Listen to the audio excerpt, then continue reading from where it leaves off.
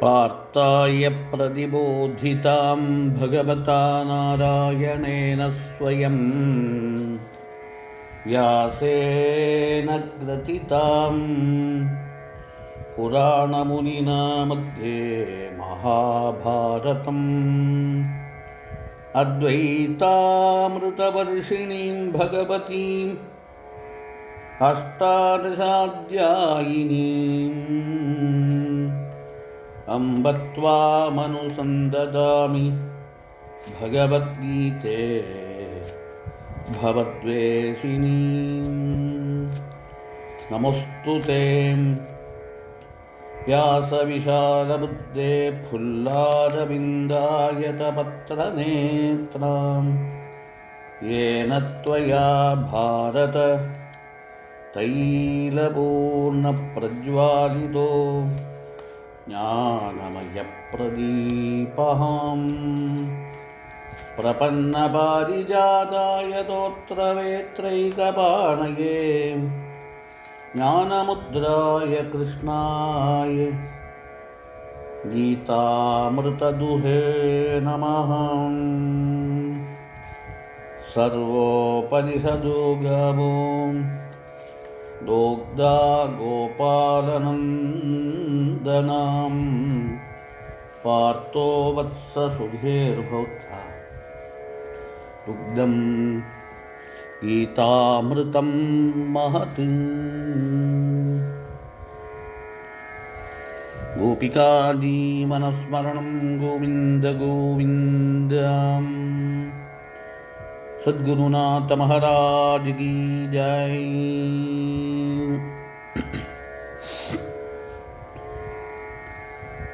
பகவத்கீதை என்கின்ற தலைப்பில் நாம்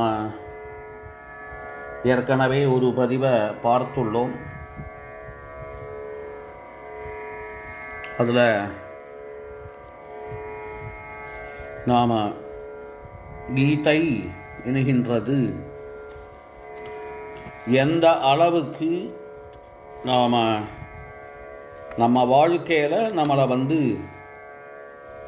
அது அஃபெக்ட் பண்ணுறது என்கின்ற விஷயத்தை சுருக்கமாக பார்த்தோம்.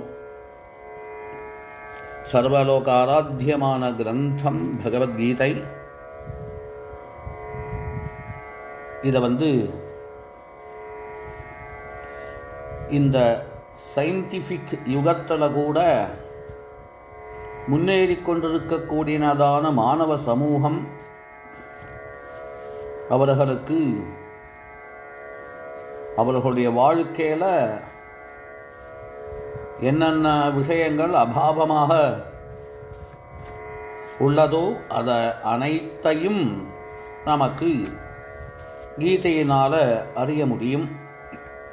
சர்வ ஜனருக்கும் சாந்தியை கொடுக்கக்கூடியது அவர்களுடைய ஜீவன தரிசனம் இந்த கீதை என்கின்ற உபனிஷத்தினால் அறிய முடியும்.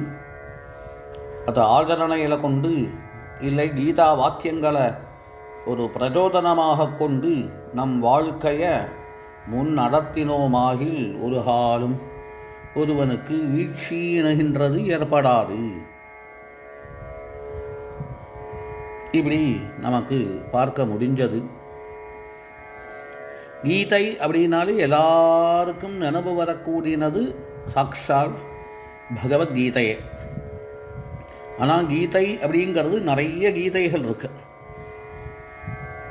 புராண இதிகாசங்களை எல்லாம் நாம் பரிசீலனை பண்ணி பார்க்கும் பொழுது அந்த ஒவ்வொரு புராணங்களிலேயும் ஆத்ம சந்தேசங்கள் இல்லை தர்ம சம்ஹிதங்கள் அப்படிங்கிறது அதில் ஒரு விஷயமாக அமைகின்றது. அதிலேயே நிறைய கீதைகளை பார்க்க முடியும். வியாத கீதை, வசிஷ்ட கீதை, அவதூத கீதை, குரு கீதை, உத்தர கீதை, தேவி கீதை, ஹம்ச கீதை, கணேச கீதை, இப்படின்னு கீதைகள் நிறைய பார்க்க முடிகிறது. ஆனால் அந்த அனைத்து கிரந்தங்களவிடையும் பிரசித்தமானது. இது சர்வமான்யமான ஒரு கிரந்தம்,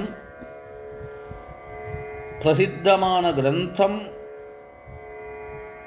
அப்பேற்பட்ட கீதை இங்கே நமக்கு கண்ணனுடைய முகத்தினால கிடச்சிருக்கு. கீதா சுகீதா கர்த்தவ்யா கிமன்னி சாஸ்திர விஸ்தரைஹி யா ஸ்வயம் பத்மநாபஸ்யே முகபத்மாத் வினிஸ்ருதா அப்படின்னு சொல்லுவார்கள். அப்பேற்பட்டதான கீதை நமக்கு கிடச்சிருக்கிறது. கீதை கீதை அப்படின்னாலே இது கானம் பண்ணக்கூடியது அப்படின்னு பொருள். யாரால் கானம் பண்ணப்பட்டதுன்னு கேள்வி வரும். அதனாலேயே பல கீதையை பார்த்தா தேவி கீதைன்னா தேவியினால் கானம் பண்ணப்பட்டது, கணேச கீதை அப்படின்னா கணேசனால் கானம் பண்ணப்பட்டது. இப்படி சொல்லும் பொழுது இங்கே கிருஷ்ண கீதை அப்படின்னு சொல்ல வேண்டியது தானே. ஆனால் இங்கே எப்படி சொல்கிறார் அப்படின்னா பகவத்கீதை அப்படின்னு சொல்கிறார். பகவத்கீதை அப்பேற்பட்டதான பகவத்கீதை நாம் பார்க்கும் பொழுது ஒன்று அதை உபதேசம் பண்ணக்கூடியதான ஒருவருடைய பேரோ இல்லை எழுதினவருடையதான உபதேசம் பண்ணினவருடைய பேரோ அதில் பார்க்க முடியும். ஆனால் நமக்கு பகவத்கீதை அப்படின்னு சொல்லும் பொழுது இதில் இருக்கக்கூடியதான அழகான விஷயங்கள், அத்தியாத்மமான பிரயோகங்கள் இதை சிந்தனை பண்ணும் பொழுது நமக்கு இது இன்னும் துர்கிராகியமாகவே இருக்கு அப்படின்னு சொல்லணும். அப்பேற்பட்டதான கீதைன்னு கேட்கும் பொழுதே பகவத்கீதை தான் நினைவுக்கு வரது. அந்த அளவுக்கு இது பிரச்சாரத்தில் உள்ளது அப்படின்னு சொல்லலாம். அப்பேற்பட்டதான பகவத்கீதையை நாம் இங்கே எடுத்துக்கொண்டிருக்கிறோம். இதில் பகவானால் உபதேசம் பண்ணப்பட்டது. இதில் சிந்தனை பண்ணினா யார் கீதையை உபதேசம் பண்ணினா, யார் கீதையை கேட்டார்கள், யார் கீதையை எழுதினார் அப்படின்னு கேட்டால் இதில் கீதையை எழுதினவரும் இதை சொன்னவரும் இதை கேட்டவரும் ஒருவரே அப்படின்னு ஆயிடும். இது எப்படின்னா இந்த கீதையிலேயே நமக்கு பரிசீலனை பண்ணினா அது தெரிய வரது. முனீனாம் அப்பியகம் வியாசகா அப்படின்னு சொல்கிறார். பகவான் நாராயணன் இல்லை கண்ணன் பலவேறு உருவங்களை தரிக்கும் பொழுது இந்த ரிஷிகளிடத்தில் முனிகளிடத்தில் நான் வியாசனாக இருக்கிறேன் அப்படின்னு சொல்கிறார். அதுபோல் பாண்டவர்களில் பாண்டவானாம் தனஞ்சயா அப்படின்னு சொல்கிறார். பாண்டவர்களிடத்தில் அர்ஜுனனாக இருக்கிறேன். அப்போ எழுதினவரும் வியாசர், கேட்டவரும் அர்ஜுனன் அப்படின்னு நாம் பிரித்து பார்க்கவே தேவையில்லை. வியாச ரூபத்தில் கண்ணனே எழுதினார், அர்ஜுன ரூபத்தில் கண்ணனே கேட்டார். மேலும் பார்த்த சாரதியாக அமர்ந்து கொண்டு பகவானே அதை உபதேசம் பண்ணினார். அப்படிங்கிறது கீதைக்கு பெருமையை கொடுக்கறது. இது மற்ற எந்த கீதைக்கும் இல்லாத ஒரு பெருமை அப்படின்னு சொல்லலாம்.